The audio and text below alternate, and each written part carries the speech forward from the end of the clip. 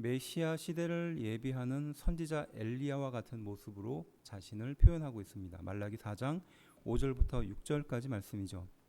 이와 연관된 구절은 이사야 40장 3절 그리고 말라기 3장 1절 등이 있어요.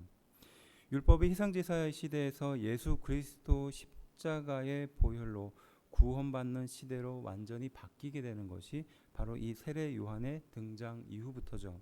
그 전까지는 희생제사를 중심으로 하나님께 나아갔던 인간이 이제는 예수님을 통해서 나아갈 수 있게 된 그 전환점이 바로 이 세례 요한으로부터 시작됩니다.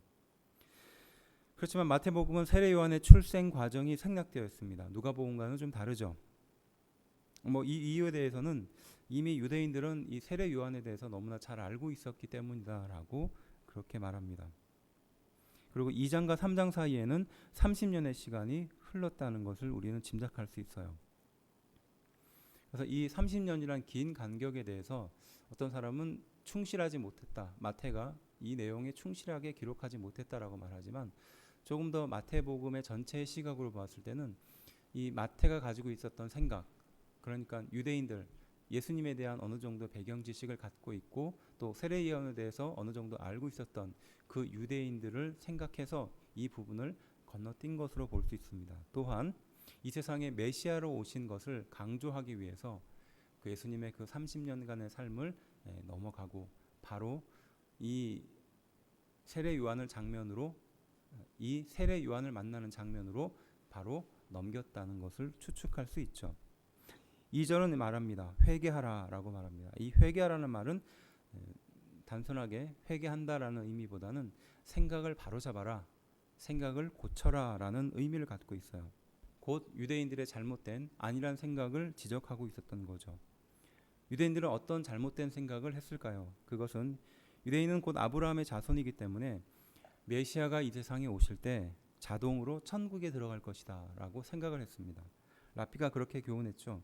할례를 받은 자 중에 지옥에 갈 자는 없다라고 말했습니다. 그러니까 당연히 할례를 받았으니까 메시아가 이 세상에 오시는 그 순간 당연히 자신은 천국에 갈 것이다라는 안이한 생각을 했었던 겁니다. 바로 이들의 생각에 세례 요한은 그 생각을 바꾸라라고 말했던 거죠. 그리고 3절은 이사야 40장 3절을 인용하고 있는데요. 당시 유대인들은 바벨론 포로에 끌려가고 난 이후에 다시 그곳으로부터 돌아오게 될 때 그 백성과 메시아가 함께 오시게 될 것이다라는 그런 기대를 갖고 있어요.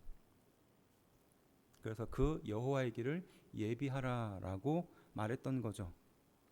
근데 실제로 이스라엘 백성이 바벨론으로부터 돌아올 때 메시아가 오지 않았습니다. 그때부터 이스라엘 백성들, 유대인들이 했던 것은 바로 바벨론으로부터 돌아온 이스라엘 백성이 메시아를 기다리는 그것으로 마음이 바뀌게 되는 거죠. 400년 전 이스라엘 백성은 돌아왔지만 하나님은 아직 오시지 않았다라는 생각을 했습니다.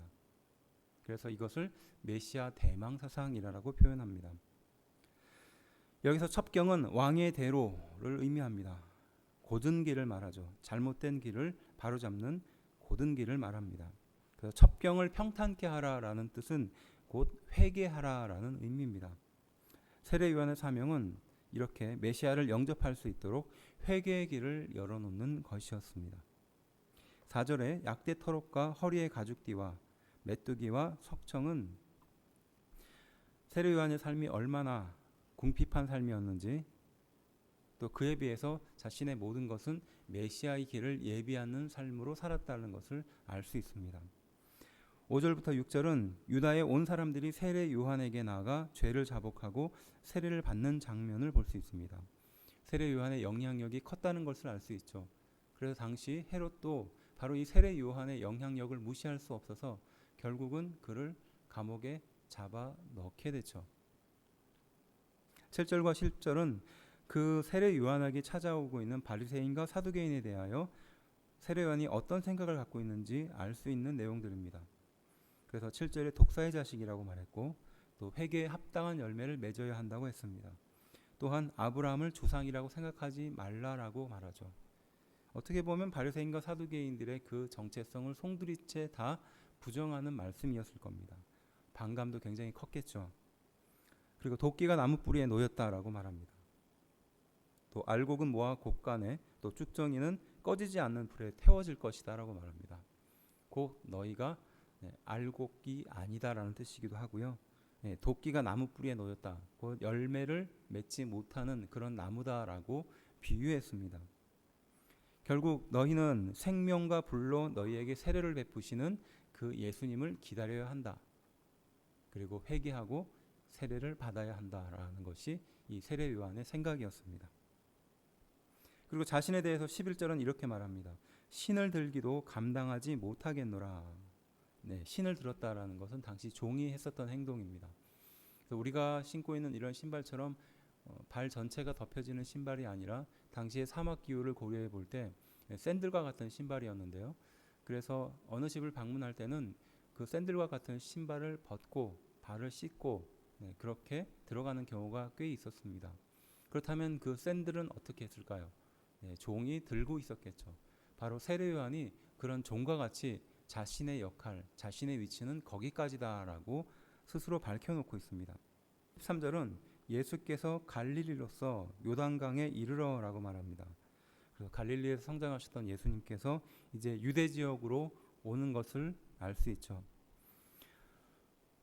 예수님께서 세례 요한으로부터 세례를 받았다는 그 의미에 대해서 어떤 분은 이렇게 생각합니다. 예수님이 회개할 것이 없는 거룩한 하나님인데 왜 회개하라라고 선포하고 있는 세례 요한의 세례를 받으셔야 했는가? 이런 생각을 할 수 있죠. 그래서 이것은 회개의 세례라기보다는 예수님께서 공생애를 시작하는 시작이며 일종의 표적이다라고 말합니다. 또한 하나님의 거룩한 의를 온전하게 이루기 위해서 시작하는 절차다라고 표현합니다. 그래서 이 행동을 통해서 세상의 죄를 지고 가는 하나님의 어린 양으로 온 세상의 모든 인류를 향한 죄를 짊어지기 위한 첫 시작이고 첫 발걸음이었다라고 이해하면 좋겠죠. 그래서 16절과 17절은 이제 예수님께서 세례를 받고 난 직후에 일어나는 장면입니다. 먼저 하늘이 열리고 성령이 비둘기같이 임했다라고 말하죠. 성령님을 말하는 겁니다. 그리고 하늘로부터 소리가 있어서 이는 내 사랑하는 아들이요 내 기뻐하는 자라라고 말합니다. 누구를 말할까요? 성부 하나님이죠. 그리고 마지막으로 세례를 받고 있는 성자 하나님이셨던 예수님. 그러니까 하늘이 열리고 비둘기같이 임하시는 성령님과 하늘에서부터 이는 내 사랑하는 아들이다라고 말하는 성부 하나님, 그리고 세례를 받고 있는 성자 하나님, 이렇게 삼위일체 하나님이 시간과 공간의 제약을 받지 않고 동일하게 임하셨다라는 것을 알 수 있습니다. 삼위일체 하나님은 우리가 인간의 이해와 지식으로 받아들일 수 없는 것이겠죠. 어떻게 세 위격의 하나님이 동일하게 존재하실 수 있으며 그 위치가 똑같을 수 있을까요? 그것이 어찌 보면 인간의 한계이기도 하고 우리가 하나님을 이해하는 방식의 한계이기도 합니다. 하나님은 삼위일체 하나님으로 이렇게 임하신다라는 것을 16절과 17절을 통해서 깨닫게 되는 은혜가 있게 되기를 기대합니다.